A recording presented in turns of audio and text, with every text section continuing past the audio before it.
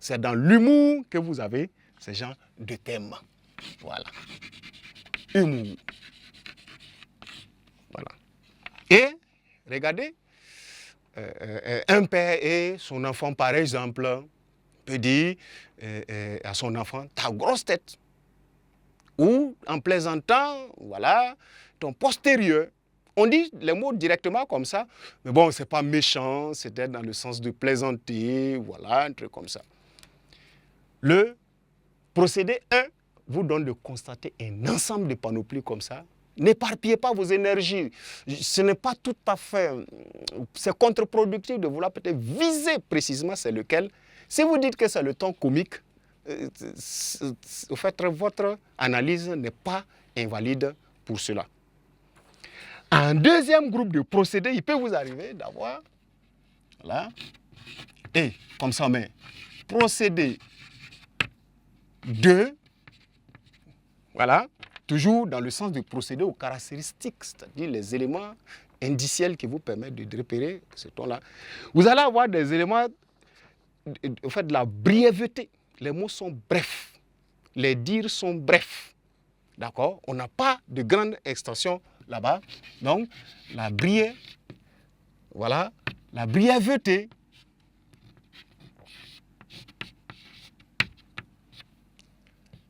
Les termes forts. Vous avez les termes forts, vous avez les mots osés. Les mots osés, des accumulations.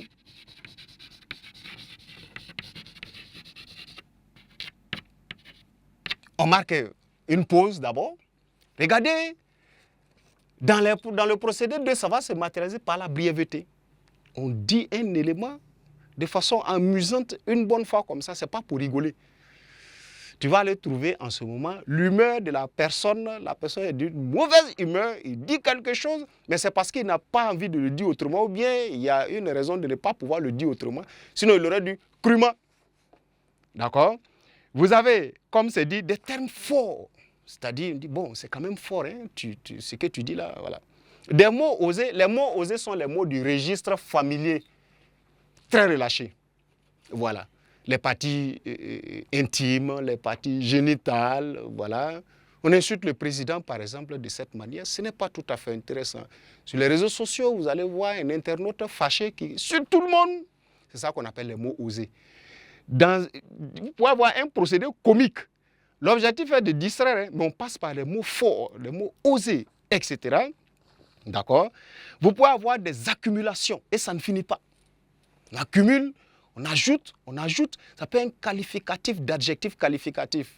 Sinon, une accumulation d'adjectifs qualificatifs, d'adverbes, on totalise un long ensemble de mots pour pouvoir charger une même personne, mais on fait semblant d'aller dans l'amusement.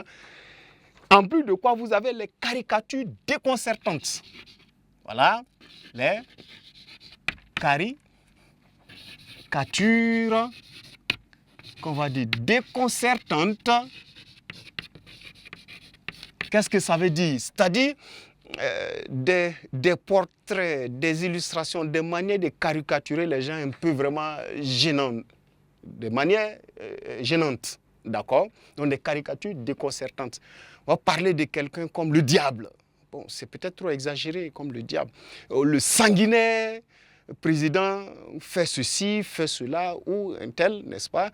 Ou le roi, le tristement célèbre roi. Ouais, comme c'est cumulatif et comme c'est déconcertant, c'est ahurissant, c'est étonnant, c'est décourageant de celui dont on parle parce que sa caricature n'est pas faite de façon positive.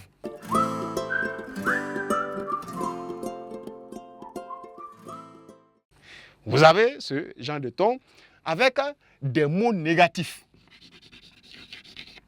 On en a vu dosés, mais vous en avez de négatifs. Voilà, dictateur, voilà, sanguinaire. Vous voyez, une suite de mots un peu négatifs comme ça, mis sur une même personne. Parfois de votre même entourage. Celui qui vous empêche d'être toujours à l'aise, etc., vous lui trouvez des noms ou en tout cas des mots, n'est-ce pas, de sens péjoratif. Voilà. Et il est arrivé encore un tel, voilà, où on le compare à des personnages qui agissent exactement de la même manière. Voilà. En plus de quoi, vous pourrez avoir des appellations insolites. Des appellations, voilà. C'est-à-dire, entendez par là des noms, des appellations insolites. Voilà. On va mettre point de suspension car on ne peut finir d'énumérer peut-être les différents éléments. Les noms qu'on va donner aux gens sont des noms un peu bizarres. Voilà, des noms qui sortent ingénieusement de l'extraordinaire. C'est réfléchi, c'est mûri. On peut surnommer quelqu'un dans le quartier, par exemple, Pourré. Quand on dit Pourré arrive, tout le monde sait que c'est vis-à-vis de la masse de son ventre qu'il a. Puis dit Kadhafi à quelqu'un comme ça. Voilà. Pourquoi il perd son nom pour cela? Dans les figures de style, même si on le verra, mais dans l'expression, pour pouvoir donner le ton comique, ce ton comique-là, vous avez cette manière de faire. Et vous allez vous rendre compte que ici, voilà, les procédés ne sont pas gentils. Ce n'est pas de gaieté de cœur, ça ne flatte pas. À la limite, on est capable de dire, c'est pas amusant, ça ne fait pas rire. Vous êtes dans la critique vive, en réalité. Et dont l'appellation littéraire précise là, c'est la satire. Vous êtes là dans la satire. Voilà.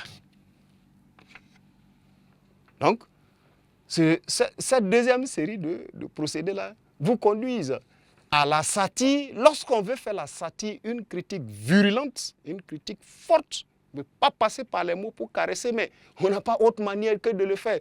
Parce que dès que c'est spécifié, tu es, en ce moment tu payes. Si tu parles d'une dictature avec tu, il est nommément cité, tu verras. Mais il reste dans un vague et il accumule les termes forts, les mots osés, les accumulations, les caricatures déconcertantes, les mots négatifs, les appellations bizarres. On fabrique même un nom composé des éléments du nom de la personne, mais ce n'est pas lui. On modifie par exemple et ça sonne autrement, les appellations insolites, etc.